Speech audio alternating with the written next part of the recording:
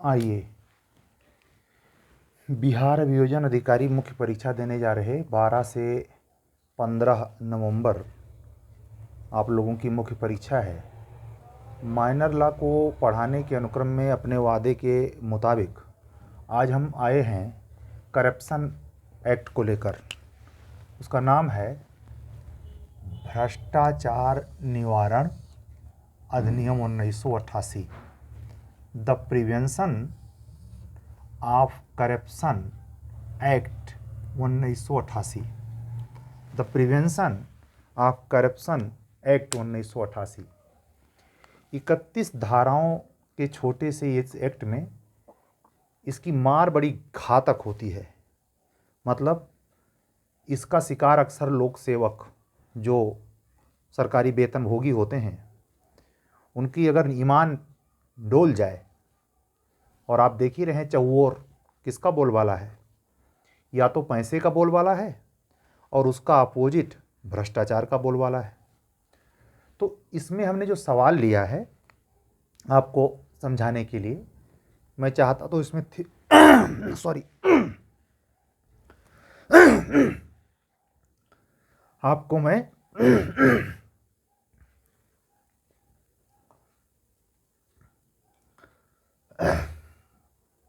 कोशिश करता तो मैं आपको थ्योरिकल थॉट बेस कोई प्रॉब्लम पढ़ाता, लेकिन हमने आपको समस्या के अनुकूल रहते हुए ये प्रॉब्लम चुनी है। ध्यान दीजिएगा इस प्रॉब्लम को। पहले प्रॉब्लम पढ़ते ही ये करप्शन एक्ट का जो ये सवाल है ये प्रॉब्लम बेस्ड है। हो सकता है कुछ सवाल थ्योरी बेस हो, कुछ सवाल प्रॉब्लम बेस हो, लेकिन 6 एक्ट एक ही पेपर में पूछेगा और 100 नंबर का उसे पेपर बनाना है। तो आप पेपर मान जाइए 6 अगर डिवाइड करते हैं 100 को, तो 6 एकम 6 4 6 पचे 35, ठीक है। तो मुश्किल से आप ये समझ जाइए कि पर एक्ट से अगर वो 3 सवाल बनाते हैं तो 18 सवाल बन जाता है, 2 सवाल बनाते हैं तो 12 सवाल बन जाता है, और हर सवाल अगर वो 5 नंबर का रखते हैं तो 12 पचे 70। समझ रहे हैं? तो उनके इस पर नया एक्ट है तो क्या प्रोग्रामिंग रखते हैं तो पेपर आने के बाद पता चलेगा। एक अपना माइंड सेट रखिए कि कम से कम 5 नंबर का क्वेश्चन जरूर रहेगा, और ये सवाल ऐसा है कि 5 नंबर में भी आ सकता है, और 10 नंबर में अगर प्रॉब्लम बेस्ड क्वेश्चन पूछते हैं एक्ट से तो इससे क्या फ़ायदा होगा, थ्योरी का जो कंटेंट वो मिलेगा ही मिलेगा, केस लॉ मिलेगा ही मिलेगा, और समस्या को डील करने का नज़रिया भी इस एक पंथ 3 काज साबित हो जाएंगे। ठीक है, इसलिए हमने थ्योरिकल क्वेश्चन नहीं चुना, इसमें हमने ऐसा क्वेश्चन चुना है जो प्रॉब्लम बेस्ड है। अब प्रॉब्लम पढ़ते हैं। क्या है? क्या एक भ्रष्टाचार के मामले में एक लोक सेवक के खिलाफ, एक करप्शन का मामला है, पूछ रहा है आपसे, क्या एक करप्शन के मामले में एक लोक सेवक के खिलाफ परिवाद दाखिल करने के लिए, परिवाद दाखिल करने के लिए, यानी अगर एक लोक सेवक के अगेंस्ट आपको कंप्लेन करनी है तो कंप्लेन फाइल करने के लिए अनुमति आवश्यक है। ठीक, याद कीजिए सीपीसी सेक्शन 80 क्या कहती है? सीपीसी सेक्शन 80, अगर अभियोजन लोक सेवक के खिलाफ दीवानी मैटर है, समझ रहे हैं? सेक्शन 80 क्या कहती है कि 2 महीने की नोटिस चाहिए उस पर। अगर आपको वाद दायर करना है तो 2 महीने की नोटिस अनिवार्य है। 2 महीने पूर्व सूचना देनी पड़ेगी कि हम आपके खिलाफ केस करना चाहते हैं, आपने ऐसा फॉल्ट किया। सीपीसी ये कहती है। क्रिमिनल लॉ में कहाँ प्रावधान है? लोक सेवकों और न्यायाधीशों के लिए जो अभियोजन होता है वो याद कीजिए सीआरपीसी का सेक्शन नंबर 197, सीआरपीसी, या यहाँ न लिख करके अब आपको हम इधर बता देते हैं। यहाँ सीपीसी हो गई और यहाँ हो गई CRPC का सेक्शन नंबर 197 ये क्या बात करता है? लोक सेवक और न्यायाधीशों खिलाफ अभियोजन, इसमें भी इसी बात का उल्लेख है कि वो जो लोक सेवक है, अगर सेंट्रल गवर्नमेंट का लोक सेवक है तो आपको उसके ऊपर कंप्लेन फाइल करने के पहले सेंट्रल गवर्नमेंट से एक सैंक्शन आर्डर लेना होगा। और अगर स्टेट गवर्नमेंट का कर्मचारी है, लोक सेवक है, जैसे यूपी PCS अफसर है फर्स्ट क्लास, ठीक है, तो उसके खिलाफ अगर कोई मामला आप कंप्लेन फाइल करना चाहते हैं तो स्टेट गवर्नमेंट से पहले आपको सैंक्शन आर्डर लेना पड़ेगा। ऐसे ही धड़ाक से आम व्यक्ति के खिलाफ, जैसे संज्ञेय या संज्ञेय मामले में आप थाने तक, परिवाद तक, और यहाँ तक कि मजिस्ट्रेट को भी ये पावर है कि खुद वो सुओ मोटू संज्ञान लेकर के मामले को प्रोसीड कर सकता है। तो आप ये 190 की 123 की CRPC की स्थिति को ध्यान में रखेंगे, CPC के इस प्रोविज़न को ध्यान में रखेंगे, CRPC के इस प्रोविज़न को ध्यान में रखेंगे, तो आपका जो ये भ्रष्टाचार के ऊपर ये प्रॉब्लम हल करने जा रहे हैं, उसके पहले आपका स्किल ये बता देगा इतना जानने पर कि अब इस प्रॉब्लम में कुछ बचेगा नहीं। पूछ रहा है आगे यह सवाल, ध्यान दीजिए, क्या मजिस्ट्रेट, पहले तो एक सवाल का एक खंड ये था कि एक लोक सेवक के खिलाफ अगर करप्शन में कंप्लेन फाइल करनी है तो क्या उसके लिए अनुमति जरूरी है, ये था। और दूसरा खंड है, क्या मजिस्ट्रेट जो है जिसके खिलाफ ये कंप्लेन फाइल करने की बात है, जिसके यहाँ, वो क्या 156(3) में CRPC के तहत शक्तियों का प्रयोग करके क्या कर देगा, एक लोक सेवक के विरुद्ध, ये जनरल पब्लिक नहीं है, विवेचना का यानी इन्वेस्टिगेशन का आदेश दे सकता है। निर्णयों का उदाहरण देते हुए व्याख्या कीजिए। सीधा सा सवाल है कि कोई लोक सेवक है जिसके खिलाफ एलिगेशन है करप्शन का, तो आपसे सवाल पूछ रहा है कि उस लोक सेवक के खिलाफ जो पीड़ित व्यक्ति है, विक्टिम है, वो कंप्लेन करना चाहता है कि फला अधिकारी महोदय ने हमारे साथ हमारे संपत्ति को गलत ढंग से अटैच कर लिया, या अटैच करने में हमको क्षति पहुंचाई, हमारे परिवार की क्षति पहुंचाई, उनके कर्मचारियों ने क्षति पहुंचाई इत्यादि। जैसे इमेजिन कर लीजिए, अक्सर ये मामला, हमारे यहाँ एक लोकल एक्ट चलता है, शहरी नियोजन प्राधिकरण अधिनियम 1973, तो ऐसे ही बिहार में भी और हर स्टेट में लोकल एक्ट में नगर पालिका, म्यूनिसिपैलिटी, पंचायती राज तमाम तो जो अक्सर ये क्या होता है, सरकारी कर्मचारी जा करके अवैधकृत कब्जा को ढहा देते हैं, उसका बना बनाया मकान तोड़ देते हैं। अब ऐसे में व्यक्ति कोई कंप्लेन उस अधिकारी के खिलाफ, ऐसी सुविधा है उस एक्ट में भी हालांकि लोकल, लेकिन ये करप्शन का मामला है, और करप्शन में मान लीजिए आपसे ही उसने रिश्वत ले ली या आपको झांसे में लेकर के कुछ ऐसा किया जो करप्शन के दायरे में आता है, और इसमें नहीं जाते। तो पूछ रहा है सवाल, कंप्लेन फाइल करने के लिए क्या आपको अनुमति जरूरी है, पहला खंड। और दूसरा, क्या मजिस्ट्रेट अगर कंप्लेन आप फाइल कर देते हैं तो 156(3) में जो जेन्युइन पावर CRPC की है कि अगर उसके पास कंप्लेन आती है और कंप्लेन से देखता है कि मामला कुछ संदेहास्पद लगता है, अगर मजिस्ट्रेट को ऐसा लगता है कि मामला कुछ संदेहास्पद है और वो पक्का नहीं होता कि संज्ञान लेने लायक है, तो हमेशा ध्यान रखिएगा 156(3) का प्रयोग कब करता है जो मजिस्ट्रेट है, वो कब करता है, संज्ञान लेने के पहले कन्फर्म हो लेना चाहता है कि मामला बनता भी है कि नहीं, तो 156(3) का आर्डर विदाउट संज्ञान लिए वो प्रोसीड करके पुलिस को बोल देता है कि जा करके मौका वारदात पे देखिए जो ये बात एलिगेशन लगा रहा वाकई में सच्चाई है कि नहीं। 156(3) के इन्वेस्टिगेशन के तहत जब पुलिस रिपोर्ट लगाती है तो वो रिपोर्ट कंप्लेन के समान मानी जाती है, ध्यान रखिएगा, क्योंकि कंप्लेन ऑलरेडी पहले हो चुका था, 156(3) का आर्डर हुआ, उस पर जो रिपोर्ट लगाएगी वो चार्जशीट नहीं माना जाता, उसको कंप्लेन ही माना जाता है, ठीक है, पुलिस के द्वारा किया गया परिवाद, और उसके आधार पर फिर मजिस्ट्रेट संज्ञान लेकर के 190 के बाद 207(8) की कार्रवाई करता है, 3 की कार्रवाई भी कर सकता है, पूरी जांच पड़ताल करने के बाद लगता है मामला बेकार का है तो रिजेक्ट कर सकता है 203 में, ठीक है, ये सब आप CRPC में जानते होंगे। अब आप सोचिए, आपके लोकल एक्ट की चीज़ों को प्रोसीड करने के लिए आपके ही सिलेबस में प्रेस्क्राइब्ड CRPC सर चढ़ के बोल रही है कि नहीं बोल रही है। हमने आपका दिमाग दीवानी मुकदमों के लिए सेक्शन 80 की तरफ भी खींचा। आप इसको पढ़ते वक्त इतनी तेजी के साथ मैं आपको पढ़ा रहा हूँ, आपका दिमाग चकरघन्नी की तरह घूमना चाहिए। क्या इस तरीके से चतुर्दिक आपका दिमाग ऑटोमेटिक घूमता है प्रश्न पढ़ते ही? अगर नहीं पढ़ता है, नहीं घूमता है तो अभी आप कच्चे हैं, और कच्चे हैं तो कम से कम इस प्रोफेशन में आने लायक मेहनत करनी पड़ेगी। ठीक है, तो अब आते हैं, हाँ एक चीज़ और बता दें, हमने ये सवाल लिया क्यों? क्योंकि ये बिहार हायर जुडिशरी में बिहार हायर जुडिशरी के मुख्य परीक्षा में अभी हालिया 2018 में रिसेंट एकदम पूछा गया है। ठीक है, एकदम रिसेंट का ये क्वेश्चन है। आप 22 में पेपर देने जा रहे हैं, इसके बाद वहाँ की HJS 2020 वाली मात्र हुई है, समझ रहे हैं? तो 2018 के HJS में ये मेंस में क्वेश्चन था। अभी इतना क्लियर नहीं हूँ कितने नंबर, लेकिन मिनिमम 5 नंबर का रहा होगा।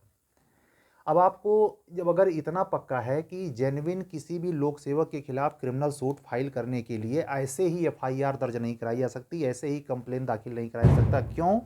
क्योंकि अनिवार्य है कि वो लोक सेवक हैं और उन पर केस करने के पहले जिस स्टेट गवर्नमेंट या सेंट्रल गवर्नमेंट जिस प्राधिकारी के अधीन वो कार्यरत हैं उनसे पहले अनुमति लेनी पड़ेगी कि हम इन पर मुकदमा चलाना चाहते हैं। और सैंक्शन आर्डर का व्यवहारिक प्रारूप समझिए, आपको बाकायदे आवेदन लिख के स्टेट गवर्नमेंट को भेजना पड़ता है, चीफ मिनिस्टर तक ये फाइल जाती है कि फला व्यक्ति फला अधिकारी के खिलाफ केस करना चाहता है। आप इमेजिन कीजिए, खिलवाड़ नहीं है कि आपने सत्तू ने लत्तू को मारा, लत्तू ने सत्तू पर केस कर दिया, ऐसा नहीं होता। इसीलिए अधिकारी बनने का आदमी ख्वाब देखता है। अधिकारी बन जाने के बाद जो आर्टिकल 311 है वो एकदम सर चढ़ के गरजता नहीं, बिजली की तरह कड़कता है। बात को समझ लिया? इसीलिए इस क्वेश्चन को आपसे पूछ करके सबसे क्रीम क्वेश्चन है इस एक्ट का, कि इसका सबसे ज़्यादा बेनिफिट, इसी के छतरी के तले खूब भ्रष्टाचार भी होता है कि कौन आम आदमी इतने पचड़े में पड़ेगा, कौन जाएगा स्टेट गवर्नमेंट तक करके अनुमति लेकर। लेकिन हाँ, कुछ होते हैं धुरंधर पीछे पड़ते हैं। और आप ध्यान रखिए, आम व्यक्ति के लिए ही नहीं, अगर भारत सरकार की कोई जांच एजेंसी जैसे ईडी क्या है, आय से अधिक संपत्ति के मामले में जांच करती रहती है। उसको पता चला कोई व्यक्ति इतना प्रॉपर्टी बाबू होकर के इतना कमा लिया है कि 50,000 करोड़ रुपए की संपत्ति है।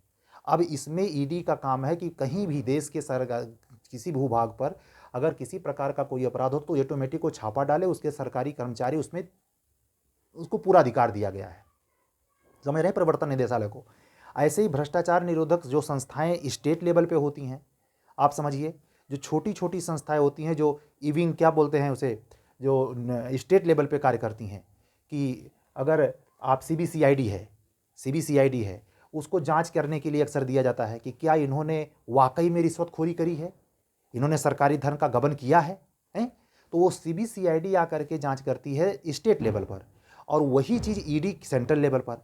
तो दोनों एजेंसियों के जो कर्मचारी होते हैं वो भी जब ये तय हो जाते हैं कि हाँ इसने किया है, इसने की है, इसने भ्रष्टाचार किया है, लेकिन मात्र उनके ऐसा मान लेने से वो कंप्लेन फाइल करके या लाम को प्रोसीड नहीं करा सकते। उनको भी उतनी जांच एजेंसियां हैं, उनके वो उतने बड़े उच्च अधिकारी हैं, लेकिन उनको भी स्टेट गवर्नमेंट और सेंट्रल गवर्नमेंट को क्रमशः आवेदन करना पड़ेगा, अप्लाई करने पड़ेगा। किसके लिए? सैंक्शन आर्डर के लिए, कि अनुमति दीजिए, हम इस पर केस चलाना चाहते हैं। तो पॉलिटिकली आप देखते हैं, जैसे ही राज्य सरकार की भद्दगी होती है, मीडिया में मामला उछलता है, जैसे छापा पड़ता है, मीडिया में मामला उछलता है, तो सरकार डर जाती है और अपनी साख को बचाने के लिए उस व्यक्ति से अपने आप को अलग कर देती है और जांच का आर्डर दे देती है। तो जांच का आर्डर जो ये आप जनरली सुनते हैं न्यूज में, ओ आर्डर दे दिया, सीबीसीआईडी को कह दिया, तो ये वही है। स्टेट गवर्नमेंट को जो सैंक्शन आर्डर इशू करने की बात वो आवेदन के द्वारा होती है, ऑटोमेटिक सरकार पहले कह देती है, और जब वो फाइल आती है तो केवल साइन करते हैं सीएम साहब, तब जा कर के केस फाइल होगा। हम इतनी देर से जो आपको घुट्टी पिला रहे हैं देहाती भाषा में, उसका मतलब ये है कि इस क्वेश्चन का क्रक्स समझे ना, तो उसके जटिलतम वर्ड में अगर फंसे तब तो बहुत करोड़ों मील दूर हैं, हल करने बतिए छोड़ दीजिए। अब आइए सवाल पर। इस सवाल को हल करने के लिए इस एक्ट का सेक्शन नंबर 19 करप्शन एक्ट, यानी कौन, the prevention of corruption act 1988 का जो सेक्शन नंबर 19 है, उसका परंतुक ध्यान दीजिएगा। 19 का 1 का परंतुक क्या कहता है? किसी पुलिस अधिकारी या किसी अन्वेषण अभिकरण, वहां पुलिस अधिकारी तो समझ गए होंगे, यहां देखिए, किसी अन्वेषण अभिकरण मतलब वही जो हमने बताया, ईडी, सीबीसीआईडी इत्यादि, सीआईडी, केवल सीआईडी, सीबीसीआईडी, ठीक है। अन्वेषण अभिकरण मतलब वो जांच एजेंसियां क्या, कि किसी अधिकारी, हमने कहा ना, कर्मचारी अधिकारी जो भी उसमें लगे होते हैं, जो हेड, इनके एक हेड होगा, उसके अंदर तमाम कर्मचारी आके घर में छापा डाल देते हैं। किसी अधिकारी या अन्य विधि प्रवर्तन अधिकारी, आया ना प्रवर्तन निदेशालय, से भिन्न, यानी जब ये लोग रहेंगे, ध्यान देना, अन्वेषण अधिकारी, किसी अधिकारी या अन्य अधिकारी से भिन्न किसी व्यक्ति द्वारा, किसी व्यक्ति द्वारा इस उपधारा में विनिर्दिष्ट अपराधों में से किसी अपराध का न्यायालय द्वारा संज्ञान लिए जाने के लिए ऐसी सरकार या ऐसे अधिकारी की पूर्व मंजूरी के लिए यथास्थिति समुचित सरकार या सक्षम प्राधिकारी का कोई अनुतोष तब तक नहीं किया जा सकता। ध्यान दीजिए, यहीं रुक जाइए क्योंकि इतना बड़ा सेंटेंस होता है बेयर एक्ट का, कुछ समझ में नहीं आएगा। सबसे पहले कह रहा है कि अगर ये अन्वेषण अभिकरण का कोई अधिकारी है या कोई अन्य ईडी का कोई अधिकारी है, इससे भिन्न कोई आम आदमी, अगर ये लोग इंक्वायरी हैं तो ये तो एफआईआर फाइल कर देते हैं, समझिएगा, ये लोग एफआईआर फाइल कर देते हैं, बाद में सैंक्शन ऑर्डर कंप्लीट हो जाता है। लेकिन अगर कोई आम व्यक्ति करना चाहता है, वो पीड़ित है, तो सरकार या उसके अधिकारी के मंजूरी के लिए आवेदन लगाएगा और समुचित सरकार या सक्षम प्राधिकारी कोई अनुतोष या रेमेडी तब तक नहीं देगा जब तक कि, यहां से ध्यान से सुनना, क्या, जब तक कि, इसको ध्यान से देखना, जब तक कि क्या ऐसे व्यक्ति में क्या हो, ऐसे व्यक्ति में, ऐसे व्यक्ति में ऐसे अभिकथित अपराधों के बारे में जिनके लिए लोक सेवक को अभियोजित किए जाने की अभिप्सा की गई है। मान लीजिए उसने रिश्वतखोरी करप्शन किया है, तो उसके बारे में ही तो कहा जा रहा है कि इसी का एलिगेशन लगाया जा रहा है, किसी सक्षम न्यायालय में कोई परिवाद ना फाइल किया गया हो। आया समझ में? मतलब कंप्लेन फाइल करना अति आवश्यक है। बगैर कंप्लेन फाइल किए ये जो राज्य सरकार है या स्टेट गवर्नमेंट है वो उस पर अनुमति नहीं देगी। यानी एक कंप्लेन पहले लगा दीजिए, देखिए ये अनुतोष तब मिलेगा जब आपको देखेगी सरकार कि आपने कहीं कंप्लेन किया है। ये अनिवार्यता कह रहा है 19(1) का परंतु। ठीक, अब यहां से ध्यान दीजिए, ये हालांकि 19(1) जो है इस एक्ट के चैप्टर नंबर 5 में है, और ये चैप्टर नंबर 5 क्या कहता है कि अभियोजन के लिए मंजूरी और अन्य मिसेलेनियस जो उपबंध हैं इस चैप्टर में, इस एक्ट का चैप्टर नंबर 5 कहता है अभियोजन के लिए मंजूरी, यानी मुकदमा चलाने के लिए स्टेट गवर्नमेंट अथवा सेंट्रल गवर्नमेंट की मंजूरी, और उससे अतिरिक्त प्रावधान चैप्टर नंबर 5 हो जाए। इस प्रकार से चैप्टर नंबर 5 पर इस केंद्रीय सवाल भी है। अब आगे देखिए क्या है। अब इतना प्रावधान आपने पढ़ लिया, अर्थ भी समझ लिया। अब यहां ध्यान दीजिए, उक्त प्रावधान से पता चलता है क्या कि परिवाद दायर करने के लिए, कंप्लेन दायर करने के लिए किसी मंजूरी की आवश्यकता नहीं है। भाई कंप्लेन, जैसे मैंने कहा ना कि सीबीआई हो, सीबीसीआईडी हो, ईडी हो, जैसे छापा मारा पता चला कि हाँ खूब जमा किए हैं माल, पहले कंप्लेन, बाद में सैंक्शन होता रहेगा। और दूसरी बात, इसको भी कह दिया गया कि जो आम व्यक्ति है, यानी इन सारे अधिकारियों से भिन्न अगर कोई भिन्न किसी व्यक्ति द्वारा इस उपधारा में अगर स्टेट गवर्नमेंट से या किसी कोर्ट में अगर उसने पूर्व मंजूरी के लिए डायरेक्ट आवेदन किया है तो एक्सेप्ट नहीं होगा, उसको भी आम व्यक्ति को भी कहा जा रहा है, तब तक नहीं किया जाएगा, कोई रेमेडी नहीं दी जाएगी। कब? जब तक कि ऐसे व्यक्ति ने ऐसे अभिकथित अपराधों के संबंध में जिसमें लोक सेवक ने ऐसी अपराध कोई किया उसकी इप्सा के अनुसार, यानी वो चाह रहा है किसी आधार पर इस पर एलिगेशन लगा के कार्रवाई की जाए, किसी सक्षम न्यायालय में, यहां से ध्यान दीजिए, किसी सक्षम न्यायालय में कोई क्या परिवाद ना फाइल किया गया हो, यानी ये अनिवार्य शर्त है कंप्लेन। और इससे एक ऑटोमेटिक ये भी क्लियर हो गया कि कंप्लेन दाखिल करने के लिए कोई अनुमति नहीं चाहिए, कार्रवाई प्रोसीड करने के लिए वो है, लेकिन इस परंतु को समझिए 19(1) के, जिसमें बात पूरी तरह स्पष्ट हो जाती है। इसीलिए स्पष्टीकरण देते समय हमने लिखा है कि उक्त प्रावधान से पता चलता है कि कंप्लेन दायर करने के लिए किसी मंजूरी की नेसेसिटी नहीं है। ठीक, रही बात 156(3) में विवेचना की, प्रश्न का दूसरा हिस्सा ध्यान दीजिए। रही बात 156(3), अब नहीं समझाना पड़ेगा ना, तो समझ गए होंगे। हाँ, विवेचना के आदेश की बात, तो सुप्रीम कोर्ट का ये केस याद रखिएगा खूब ध्यान से, हम बोल रहे हैं आपको देख लीजिएगा और इसको जूम करके अब देखिएगा। सुप्रीम कोर्ट ने एक केस दायर किया था अनिल कुमार वर्सेज अय्यप्पा, और ये है 2013 में। 2013 में अनिल कुमार वर्सेज अय्यप्पा के केस में क्या कहा? सक्षम प्राधिकारी के मंजूरी के अभाव में 156(3) का कोई आदेश अग्रसारित नहीं किया जा सकता। इस बारीक अंतर को समझिए। कंप्लेन फाइल कर सकते हैं अदालत में, लेकिन जब प्रोसीड करवाना होगा, यानी न्यायाधीश से कोई आदेश पारित करवाना होगा, तो आदेश तभी पारित होगा जब आप सैंक्शन ऑर्डर ले आएंगे।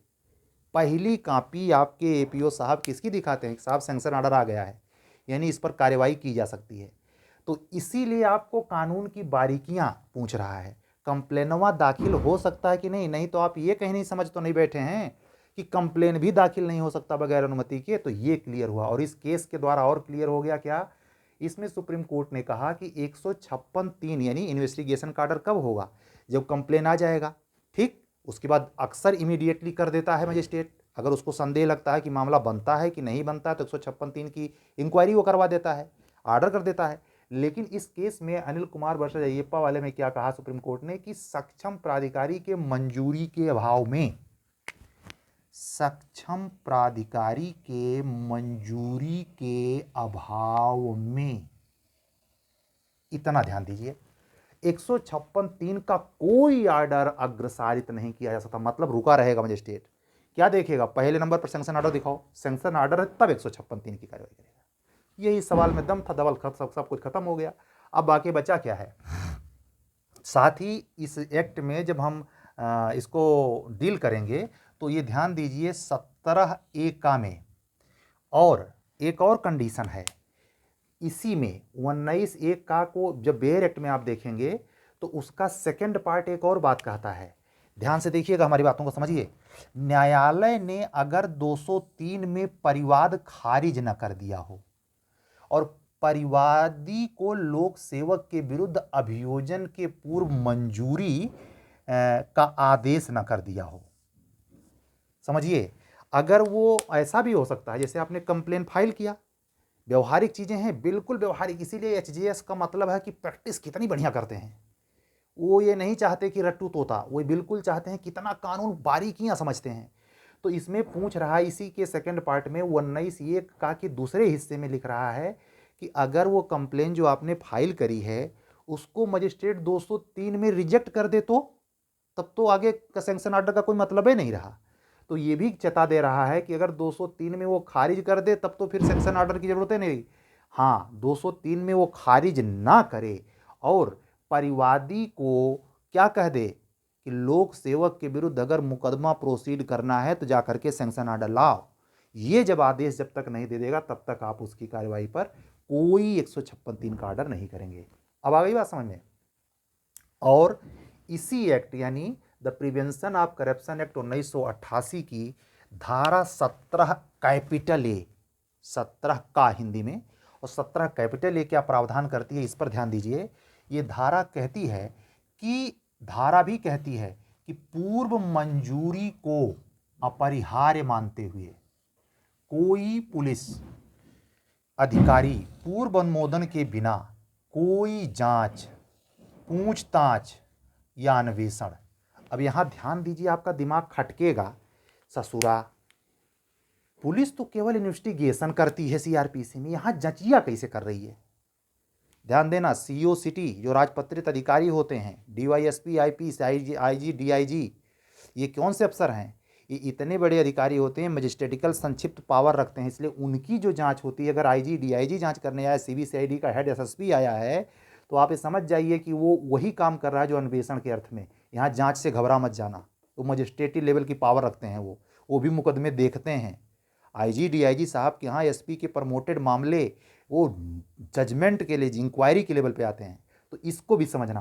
पूछताछ तो आप पुलिस की समझते ही हैं, किसमें 161-62 का बयान सीआरपीसी, ध्यान रखना। और इन्वेस्टिगेशन को हमको ना बताना पड़े कि 157 सीआरपीसी हम कह रहे हैं, खुद समझ लेना। अन्वेषण ना करेगा, ठीक है? कब? अगर क्या पूर्व अनुमोदन नहीं किया है, यानी स्टेट गवर्नमेंट या सेंट्रल गवर्नमेंट से आपने ऑर्डर नहीं लिया तो आप ये कुछ भी नहीं कर सकते। ये कौन कह रहा है? इसी एक्ट का सेक्शन 17 का कैपिटल ए। तो आप 19(1) के में ले जाएंगे और 17 ये जोड़ेंगे और ये केसवा डालेंगे सुप्रीम कोर्ट का अनिल कुमार वर्सेस अयप्पा 2013 का, और लास्ट में लिखेंगे क्या, अतः उक्त बाद के संदर्भित निर्णय और उक्त धारा के प्रोविजन से स्पष्ट है कि भ्रष्टाचार निवारण अधिनियम 1988 के अधीन 156(3) CRPC में अन्वेषण का आदेश नहीं दिया जा सकता। हल हो गई प्रॉब्लम। ठीक है, इसमें क्यों नहीं दिया सकता, वही सारे जो सैंक्शन वगैरह हैं वो सब जब तक कंप्लीट नहीं होगा तब तक ये प्रोसीड नहीं किया सकता। एक पंथ हमें 3-4 काज नहीं, हमें लगता 10 काज हमने आपके निपटाए होंगे। आपका दिमाग मैंने पूरा चरखी की तरह घुमा दिया है। तो जितने मिनट का वीडियो है प्यार से देखिए। हमारे चैनल पर आने वाले नए सब्सक्राइबर्स बंधुओं से अपील है कि वो अनुरोध है विनम्रता के साथ कि आप हमारा चैनल सब्सक्राइब कीजिए। आने वाले बिहार जे और यूपी के बारे में, सिलेबस के बारे में बदलाव का कैबिनेट का एक प्रस्ताव मंजूर हुआ है, तो उस पर भी एक मैं इंतज़ार कर रहा हूँ सरकारी नोटिस का कि सिलेबस में वो किराएदारी अधिनियम किस तरीके से जोड़े हैं। अभी कुछ संदिग्धता है पेपर के खबर में आज के हिसाब से। इस पर एक विशाल मतलब बड़ा मैं क्लास सिलेबस को समझाने के लिए कि प्री में जे के, यूपी जे के, प्री में, मेन में क्या कैसे कितना पूरा डिटेल में कुछ बचेगा नहीं। हम जीके का केवल ये लिख के नहीं आपको समझाएंगे कि जीके में का पूछता है यूपी जे के, कितने खंड हैं सिलेबस के, एक एक पॉइंट को ना हिगार दिया तो मेरा नाम नहीं गिरी, जेके गिरी, समझ रहे हैं। तो वो करने के लिए पूरा टाइम देना पड़ेगा और हम इंतजार कर रहे हैं सरकारी नोटिस का कि उन्होंने किराएदारी अधिनियम को किस तरीके से बदला है, क्या जोड़ा क्या घटाया। अभी पेपर की कटिंग के देख के बाद हम आपको सब्सक्राइबर बढ़ाने के लिए इस पर नोटिस चस्पा करके हम थंबनेल लगा करके कोई नया वीडियो तुरंत नहीं बना दिए हैं। ठीक है, तो आप इसको देखिए, इसका मजा लीजिए, इससे लाभान्वित होइए। इस एक्ट से जुड़े अन्य सवालों के प्रति यही विधि अपनाइए समझने के लिए, और 12 से 15 नवंबर के बीच में सुंदर ढंग से, अच्छे ढंग से लिखने के लिए, जिससे सर्वाधिक अधिक नंबर आपको मिले और आप सफल हों। हमारी बहुत सारी शुभकामनाएं हैं आपको। कल लास्ट क्लास 6ठी क्लास होगी जो विस्फोटक अधिनियम पर है। ये आज करप्शन पे था, मैंने अपने वादे को निभाया है और कल 5 तारीख है, हमने 6 तक कहा था। कल 5 को अगर हम क्लास पूरी कर देते हैं तो अपने वादे से एक दिन पहले ही हम आपको माइनर ला के एक एक क्लास को देने का वादा पूरा करते हैं। हालांकि आपसे हमारी कोई गारंटी नहीं है, लेकिन हमारा आपका एक जो स्नेह वाला संबंध है उसको बरकरार रखने तथा ला के क्षेत्र में लंबे समय तक रिश्ते को कायम रखने के लिए भी मैं ये सब कर रहा हूँ। मुख्य परीक्षा की class in duration exam period शायद ही कोई देगा और इतने सरल भाषा में समझाएगा। अत्यंत बहुत ही सरल भाषा में व्यवहारिक चीज़ों को, कानून की बारीकियों को बताने के लिए खुद को भी गलना पड़ना पड़ता है। ठीक है, तो आप इसको कवर करें। जितने भी मिनट का वीडियो है उस मिनट पे ना जाएं, जब शुरू कर दें तो लास्ट तक देखें, स्किप ना करें, चीज़ों को, तथ्यों को समझने की पूरी कोशिश करें, आपके काम आएगा जिंदगी भर। मिलते हैं कल विस्फोटक अधिनियम के साथ, तब तक के लिए हमें विदा दीजिए। और हमारे चैनल पर नए जो सदस्य हैं उनसे जुड़ने के लिए 7705090393 पर हमको व्हाट्सअप कर सकते हैं और हमारे चैनल को सब्सक्राइब करें, शेयर करें, लाइक करें, कमेंट करें। धड़ाधड़ जितना ही जल्दी से ये चैनल ग्रो करेगा उतना ही हम आपके लिए आभारी भाव से ये कह रहे हैं। हम आपके लिए सुविधाजनक स्थिति में नए नए एक्ट पर, नए नए संशोधन पर, नई नई विधि की प्रावधानों पर आसान भाषा में वीडियो लाते रहेंगे। ठीक है, सत्यमेव जयते।